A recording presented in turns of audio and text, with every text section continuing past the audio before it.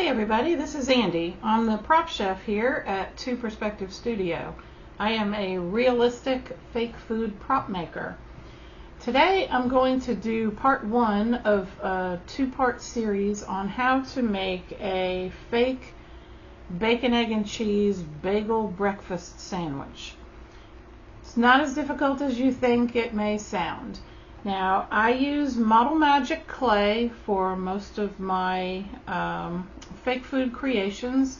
It holds its texture very well and dries fairly quickly and doesn't have a lot of shrinkage. It is an air dry clay, perfect for this kind of thing. They come in 8-ounce packages. You can usually buy a bucket that has 4 of the 8-ounce packages in it to do some experimenting if you want to.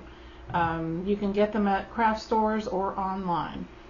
So with that being said, I have been kneading my clay, which is something that you need to do before you start. You need to stretch it and pull it pretty to get it sort of like mozzarella cheese. Nice big stretch with no snap in half. Need to make sure that it is well conditioned. When you first bring it out of the package, it's going to be hard. You need to really pull it and stretch it and roll it on a solid surface to warm it up a little bit and get that texture going. If not, you can experience cracking in your projects, and you don't want that. Make sure that you allow at least 5 minutes, sometimes up to 10 if you're in a cold environment. If your house is cold, allow a little more time to warm it up. You can also put the bags themselves out in the sunshine to warm up a little bit before you start. It does help with the conditioning process. So this is actually an 8-ounce portion right here that I've been working. We're going to use about half of that for a bagel to make a realistic size. You need about 4 ounces of this clay. So I'm going to roll this. You can use a scale that has ounces or grams on it. Any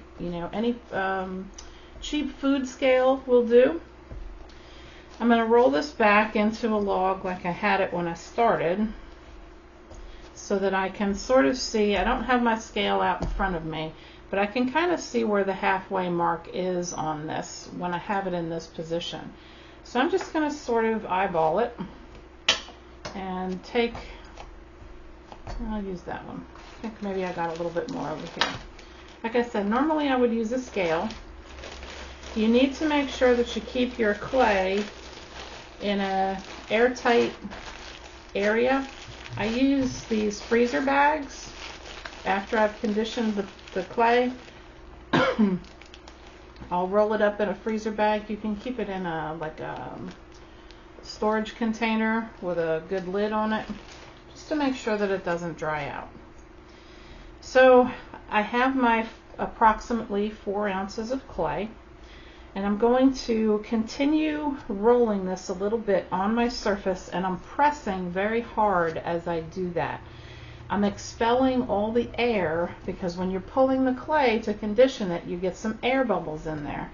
You don't want air bubbles in your creations either. It can also cause cracking. I'm not sure if you can see that little right there. There's an air bubble. So you need to press it and smooth it to where it goes away. The best way to get rid of your air bubbles is to use a hard surface, or you can do it between the palms of your hands if you're real strong, which I am not. Absolutely not. So I do it on, I have a tile surface here that I work on. Model Magic doesn't stick to a whole lot when it comes to smooth surfaces like this. If you have a cookie sheet or some parchment paper, it's perfect to work on. So I just sort of make sure that I've gotten all the air out of this. And I have it in a nice little round chunk. So I'm going to pull up my parchment paper here, because I'm going to start to form the bagel. Now the first thing I do is press down a little bit on it and shape it back into a nice little circle. And you need something with blunt end on it. You can use a wide marker, or this is just a thicker paintbrush with a wide end on it. Something like that. You want to make the hole in the center of the bagel. And it's something like this. A dowel would work. Something like this is the perfect thing to make that hole. So I start in the center and I go all the way down, and I'm just going to rotate this to sort of bore out a hole in this thing, like a bagel hole. Now you see how I've sort of crushed in my little shape. So I'm going to use my the heels of my hands, and I'm just going to round this out just a little bit. And then I'm going to go up from the bottom. I'm going to stick my finger through the bottom of the hole and use my thumbs on the top, and I'm going to gently pull that whole area apart to form the center of a bagel. Kind of looks like a donut right now. Now, bagels usually have sort of a well style indentation around the top where the hole is. It's sort of like a natural bagel thing. So you want to start forming that with your fingers, just gently, and then pulling down the sides just a little bit. You want it to look more like a bagel and less like a donut. So if you use the heels of your hands and you just sort of pull down gently on the side, you get a little bit more of that donut shape. And we've made that little sort of like a sloping indentation going down in the middle. That's really conducive to what bagels look like when they're in the bagel shop. I just love a good bagel shop bagel. They're so yummy. So I just went around and I smoothed. You'll have a flat bottom. You'll have that indentation going down in here all around. But that's about it for forming the bagel. And it's a realistic size. It's about 4 inches. And that's about all there is to it. If you get a lot of fingerprints or indentations that you can't fix, you can always start over. Just make sure when you start over you press all that air out of it again.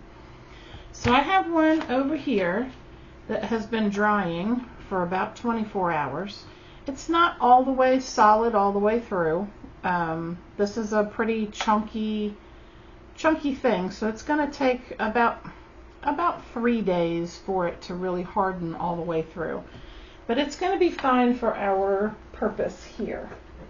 Now, I'm going to take a hacksaw eventually, and I'm going to cut this in half because we're going to use it to make a realistic bacon, egg, and cheese bagel sandwich. But first, this needs some paint. We need to make it really look like a bagel now. So for the starter coat, we're going to do several layers. For the starter coat, I'm going to use a very pale yellow. This one is called Naples Yellow. You can use any pale yellow. If you don't have a pale yellow paint, you can take a regular yellow and add in some white paint to make it more pale. Either way is fine. This is just a base coat. I do things in layers because food colors are multiple colors, and to get things to look like the real food that you want it to look like, you really need to build up your layers of paint in different colors. I'm going to grab a glove. Gloves are optional with this. I just don't want to get too much paint all over me right now because I am filming. So I use acrylic paint for this process. Now this is a 3/4 inch flat brush. This one is extremely soft. You want to use something soft to do this with to get the paint on your first layer. You'll also need a little bit of water, which I have just off camera here, and a paper towel to dab your brush on. Now you want to make sure you take most of the water out of your brush before you start, and then begin picking up the paint little by little. I start on the underside of this fake bagel, and I paint inside the cavity.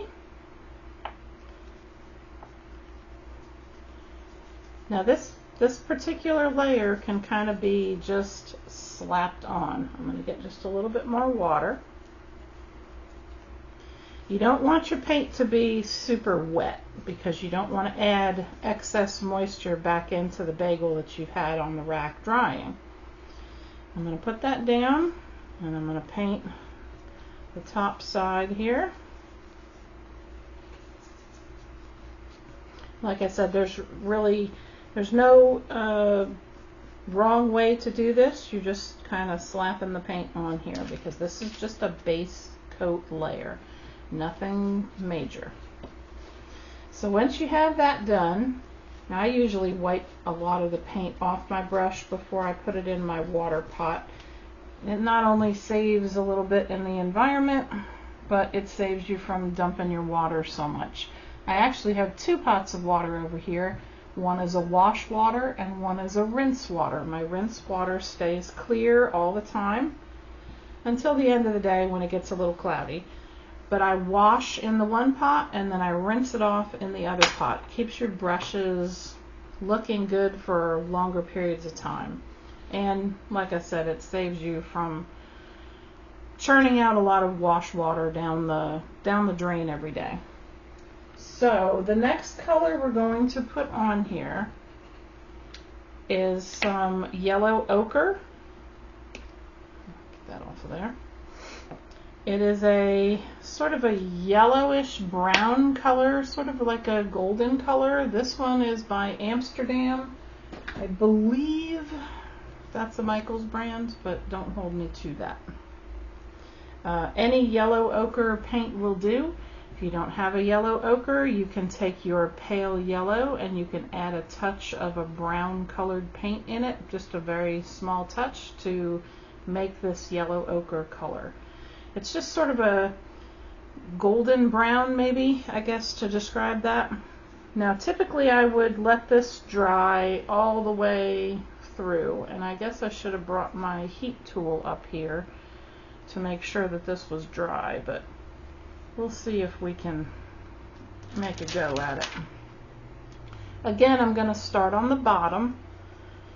These are very light strokes that I'm doing on here with the ochre.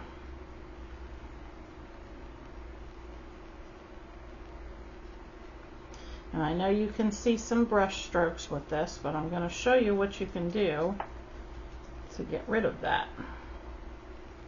And you don't want to put this on too heavy. You want to really spread it out because this is just your second coat.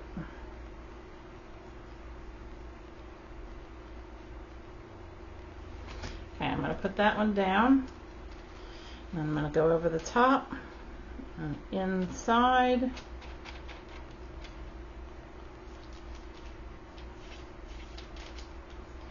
Add a little more water. Adding a little water to the brush just helps spread out this paint just a little bit so that you don't get it too dark where you don't want it.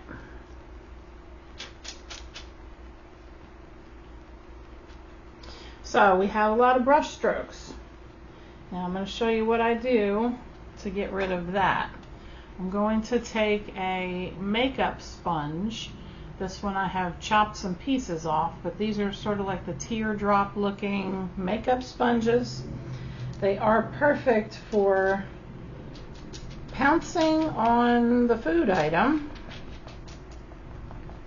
Kind of sounds like I'm a tiger or something. I pounce on it. But seriously, this is a great tool to use to smooth out your paint and not leave any brush strokes behind. It also allows you to gain some shading because it lifts some of the paint back off and you end up with different colorations. I'm just going to lift that and get down around this bottom edge. I'm not going to worry too much about the bottom of the bagel because you're really not going to see it. It's going to sit on some kind of surface. Okay, so all we need now is a little bit of a darker shading, which this is also a brown, but it's a little bit darker brown. It's called Raw Sienna. Now this is a Liquitex brand. I like this brand. It's always it's just always the same every time you buy it. It's a professional paint company, and there's no differences in the colorations between lot numbers.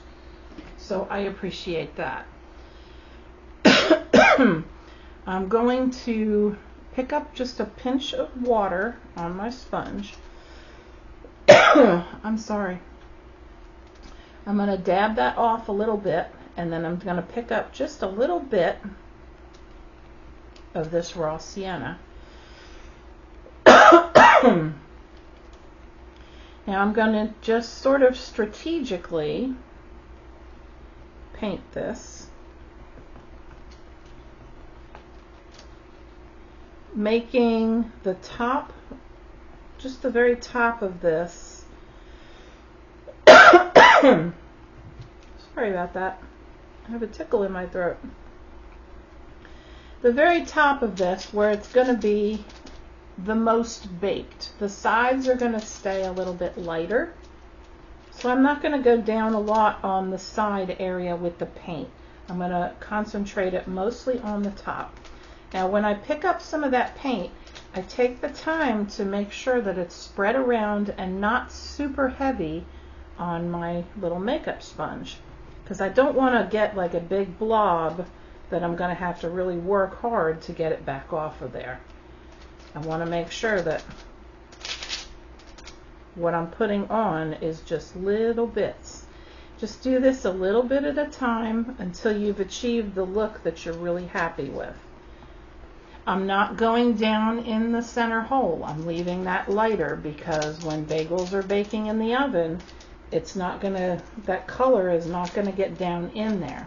It's gonna be concentrated mostly on the top. So that is all you need to do. This is now a painted, finished bagel that looks very realistic.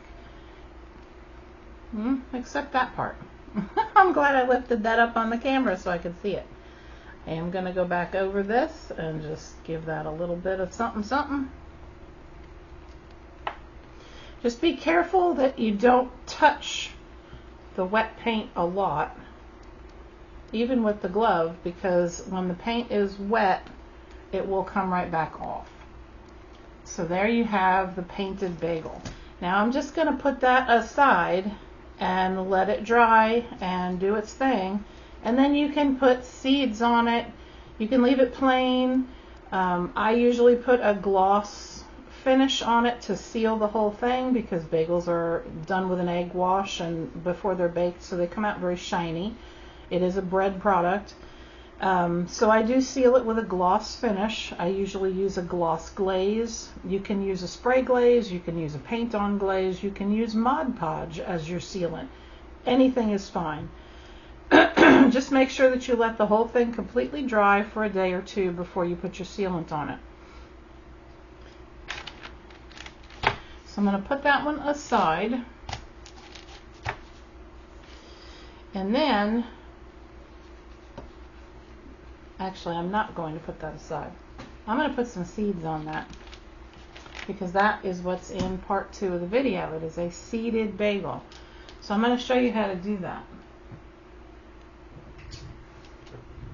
I have some gloss Mod Podge, and I have some fake poppy seeds and sesame seeds. This is something that I sell on my website, thepropchef.com, and in my Etsy store, To Perspective Studio. If you're interested in either of those, you can find them there. You can also use, if you're just doing this for your home use or for a gift, you can use real sesame seeds or poppy seeds. Either way will work.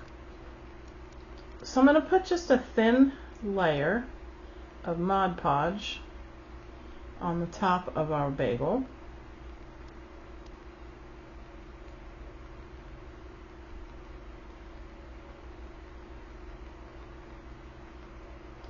And then I'm just going to sprinkle these seeds. I'm going to put it down into the whole area just a little bit, but not too much on the sides because you're really not going to see that.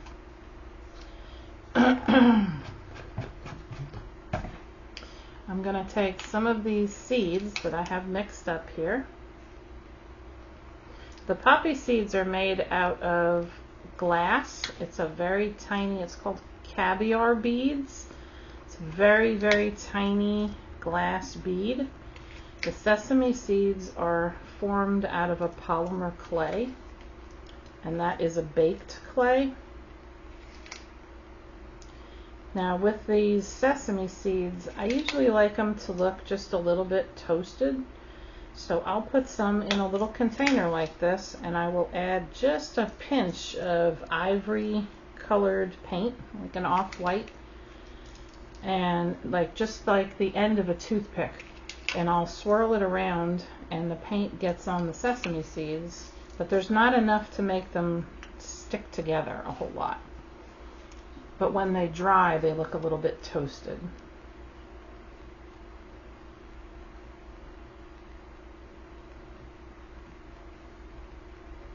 So that is part one of our bagel breakfast sandwich tutorial. There is our seeded bagel. In part two, you will see me I'll show you how to cut the bagel in half with a hacksaw, which is this device here,